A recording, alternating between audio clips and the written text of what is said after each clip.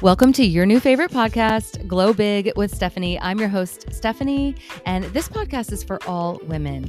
We want to inspire and empower you. We're going to bring you style, humor, entertainment, good intentions, big ideas, hope, and a little bit of sobriety in each and every episode.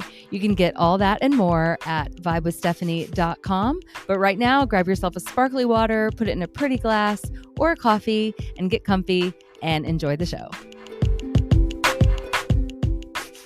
Well, good morning. It's morning here. It's actually Monday morning, and my family is getting ready to go to West Palm Beach to help my husband's family move into a new house.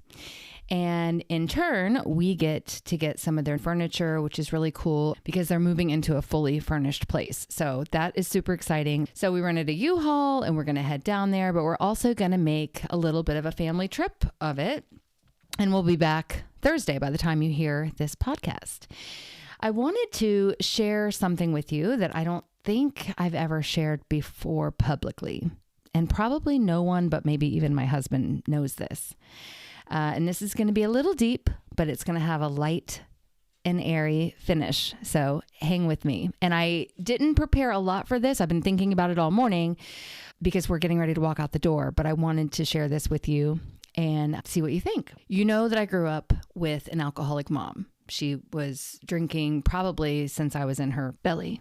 And she was just a heavy, heavy drinker my whole life. And eventually she died. But before she did, she told me, I remember being a little girl and her telling me that she was going to die. I was like 6 or 7 years old and she was crying. And now I know she was drunk at the time, but she was telling me that she was dying, but she would never say why. She would never say why. Then growing up with her, I would hear her say, I wish I was dead. I wish I would wake up dead. And hearing that from your mommy is, I don't know, traumatizing. And I always kind of thought she was going to die. And maybe that's why I'm who I am today, where I don't get that attached to people because I'm assuming that you're going to leave. That's why I just have a couple of friends. I just keep my circle really, really small. And the friends that I have had have actually died. So I just kind of have a wall up for probably that exact reason. So what I'm getting to is that when she finally died, she died when I was 25. So from the age of 6 and 7, hearing that she was going to die, and she finally died at 25, there were so many, and I hate to say finally, there were so many times in between where I thought she was going to die. She was in and out of hospitals, in and out of rehabs, in and out of halfway houses, getting DUIs, going to jail. I really thought at any moment she was going to die. So I built up this major wall. And when I was about to go see her, I was with my girlfriend, Dawn, who has since passed away, also alcohol related. She died when Maverick was still in my belly, actually. I was with Dawn and we were drinking heavily. I was 25. I've been a heavy drinker for probably since I was 13, 14, 17, 18, 19, like really heavy drinker. And Dawn and I were together and I said, I have this really weird feeling. This song came on. Actually, we were at a bar in Fort Lauderdale that had like a 10-piece jazz band. I remember the night. I can't remember. Was it O'Hara's? I can't remember the name of the jazz club that was in Fort Lauderdale. But we were there and they played Nights in White Satin, which is weird because I remember my mom telling me that was my dad and mom's like wedding song or something to do with their relationship, which had long since been over. But they played that. Like what band plays Nights in White Satin? And it just sent this weird feeling over me. So I told Dawn that night, I was like, I need to go see my mom. She's in the hospital. She says she's dying again because she was in Iowa and I was in Florida, and she kept trying to get me back to Iowa, which when I did go, it was one of the nightmares of my life, which that's a whole nother story. So it was always like crying wolf to me. But this time I was like, maybe I need to go. I'm going to book a ticket first thing in the morning. So I woke up the next morning, hungover, and called the hospital. And I said, hey, this is Stephanie. I'm Sam's daughter. I just want to see if my mom's really that bad off this time. And if I really need to book a ticket, I really don't have that much money. And she does this all the time. And should I even bother coming up? And she said, oh, honey, your mama died about an hour ago. Yeah, I don't know if that just hit you like it hit me. And I just put on like fake eyelashes for this trip to West Palm. I probably shouldn't have done that before this podcast.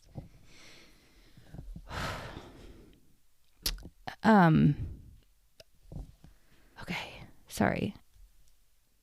Anyway, so since then, I remember falling down in the closet, just like falling down because I was making a phone call from the closet. I fell down in the closet and was just shocked and cried and cried. And ever since, I have just been so cold-hearted about her dying. I have to pause this for a second. Okay, wow. That was unexpected. I told you, you start feeling stuff when you're sober. Okay, so since then, I have been really kind of angry and hardened to her and blamed her on everything. I mean, I just blamed her for everything. And I continued to drink like a psychopath for the next decade and a half. She died when I was 25, and I just quit drinking at 42.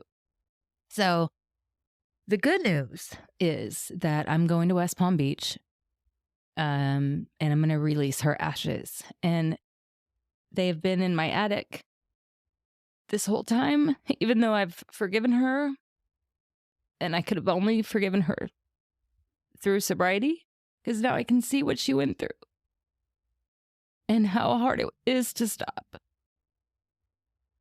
And so I'm going to release her in the ocean where she wanted to be released and stop keeping her in the attic. And Mima has been here in my office, but I'm going to let her go too. If you're feeling really hardened and you're having trouble forgiving, it really helps to get sober because it softens you. It takes down the walls. And I know a lot of us are scared to do that, but it's worth it as I sit here crying. But seriously, if you want to be human again and feel good again and change the course of your life, you have to quit drinking so you can forgive and let go. And that's all for today. Love you.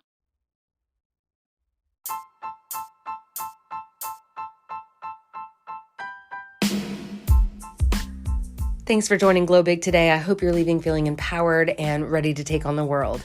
Listen, if you're feeling burnt out and a little bit depleted, you should check out my Sober Up to Glow Up course. This is a 30-day value-packed, self-paced video course where you can log in and get yourself some self-care every day. There's yoga, there's breathing techniques, there is mocktail recipes and journals and affirmations, and of course, lessons on sobriety and what it's doing to your body and what to do to combat triggers and cravings. And it is just a lot of fun. It's going to benefit anybody, whether you're a big drinker or not. So go to vibewithstephanie.com/sober up to glow up course and grab it now while it's in its beta pricing, because the price is going to go up almost double really, really soon.